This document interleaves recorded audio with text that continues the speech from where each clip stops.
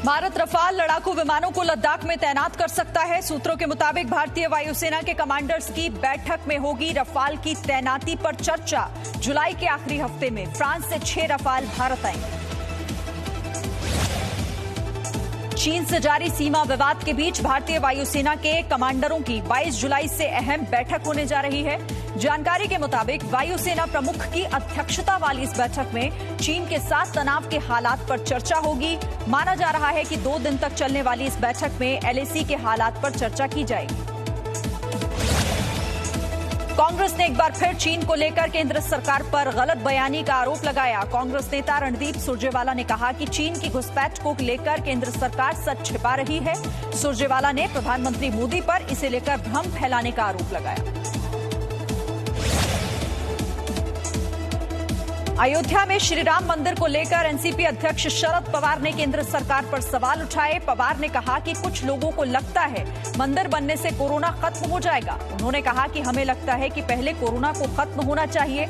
अगले हफ्ते सरकार से बात करने दिल्ली आएंगे शरद पवार। अमेरिकी नौसेना भारतीय नौसेना के साथ मिलकर युद्धाभ्यास कर सकती है। जानकारी के मुताबिक अमेरिकी एयरक्राफ्ट कैरियर यूएसएस निमित्ज इसमें शामिल हो सकता है। निमित्ज अभी हिंद महासागर में तैनात है और नेवी अंडमान और निकोबार द्वीप तट पर युद्धाभ्यास कर रही है। लद्दाख में एलएसी पर सेना का एक जवान शहीद हो गया। शहीद जवान का नाम देव बहादुर है। जानकारी के मुताबिक 24 साल के देव बहादुर का पांव गलती से लैंडमाइन पर पड़ गया था। देव बहादुर उधम सिंह नगर के रहने वाले थे। बिहार के किशनगंज में सीमा पर नेपाल पुलिस ने फायरिंग की। फायरिंग की चपेट में आने से एक भारतीय नागरिक गंभीर रूप से घायल हो गया। बताया जा रहा है कि नेपाल पुलिस ने मवेशी ढूंढने गए युवकों पर गोलियां चलाई। घायल युवक जिस जगह पर अपने पशुओं को ढूंढ रहा था उसके करीब नो मैन्स लैंड है। आज राजस्थान हाईकोर्ट में बागी विधायकों की याचिका पर सुनवाई होगी। स्पीकर सीपी जोशी ने सचिन पायलट समेत 19 विधायकों को अयोग्य ठहराने का नोटिस जारी किया था। इसे हाईकोर्ट में चुनौती दी गई है। 3 दिन में दूसरी बार राजस्थान पुलिस की स्पेशल ऑपरेशंस ग्रुप की टीम सचिन पायलट खेमे के विधायक से पूछताछ करने पहुंची, लेकिन मानेसर के रिजॉर्ट में टीम को अंदर नहीं जाने दिया गया। आखिरकार टीम को खाली हाथ ही लौटना पड़ा। दिल्ली के एम्स में आज से कोरोना वायरस वैक्सीन का सबसे बड़ा मानव परीक्षण शुरू होगा। देश के सबसे बड़े अस्पताल में 100 लोगों का पर परीक्षण किया जाएगा। आईसीएमआर ने इसके लिए देश के 12 अस्पतालों का चुनाव किया है। इस टीके का नाम कोवैक्सीन रखा गया है। केंद्रीय स्वास्थ्य मंत्रालय ने कहा है कि देश में कोरोना से होने वाली मौत गिरकर अब 2.49% तक पहुंच गई है। भारत ऐसे देशों में शामिल है जहां कोरोना से मृत्यु दर सबसे कम रही है। आंकड़ों के मुताबिक 29 राज्यों और केंद्र शासित प्रदेशों में मृत्यु दर राष्ट्रीय औसत से कम दर्ज हुई है। देश में कोरोना के मरीजों के ठीक होने की दर 62.86% हो गई है। भारत में अभी कोरोना के सक्रिय मामले 3,73,000 हैं। इस महामारी से देश में 6,77,000 से ज्यादा लोग ठीक हो चुके हैं। वहीं अब तक 26,816 लोगों की जान जा चुकी है।